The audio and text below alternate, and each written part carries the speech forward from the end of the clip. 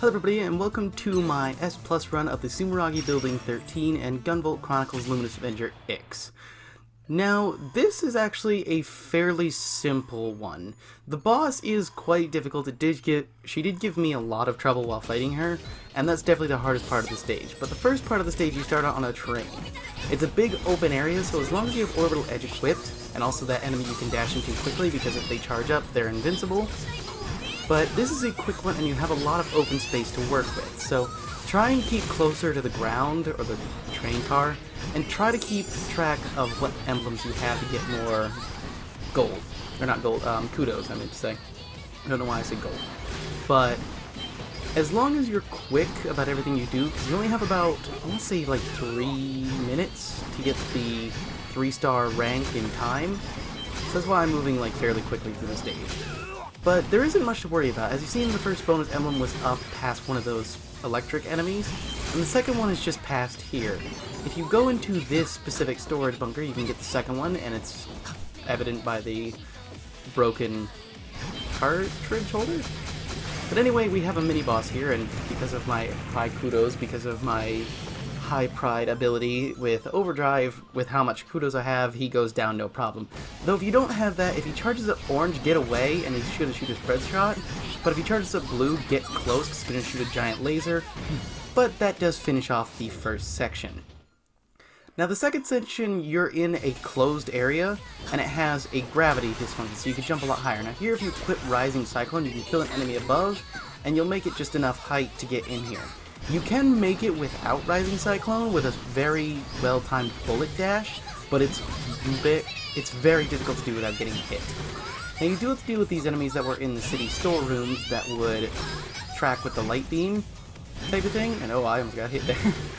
Luckily I do have the Icarus wings, so I don't run out of bullets as long as I'm in overdrive, but if you don't have that, just try and keep up and keep your bullets charged. That's kind of what I usually do, because even though I don't have to worry about it, I try and make sure I have them charged. Now past that one is the 4th bonus emblem, and that finishes them off for this stage. But there's still a good chunk of stage to go through, as we are in the second part. But with the tighter corridors, you can keep your bullets recharged easily. Just remember to hold down. In this area, because of it being like really tightly together, you can hold up, especially when you're going like up shafts. But just keep in mind of like what direction you're holding, because up doesn't do as well as holding down, because you can accidentally come off the wall. And even with hover, because of it's a tightly closed space, you can sometimes hit the ground pretty quickly and then lose your extra bonus. But that does finish off this section, as we're going to be heading to the boss. Now this boss is weak to both Anger Nexus and Rising Cyclone. Personally, I use Rising Cyclone because it allows me to hit the boss and keep my distance.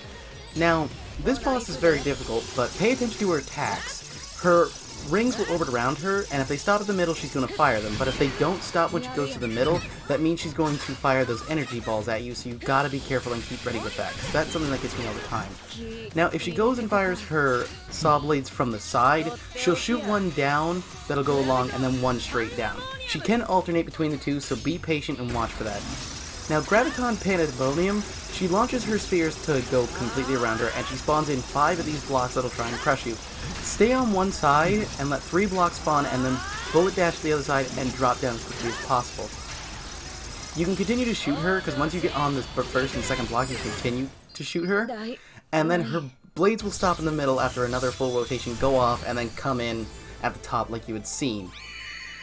But that's as easy as it is. With the high pride ability, you take bosses down really quickly, so it's not a big deal at all. One thing to mention though is she does have a few other attacks. One that can stun you but doesn't deal damage, but if you do get caught in it, try to get away and get to the wall quickly to jump up.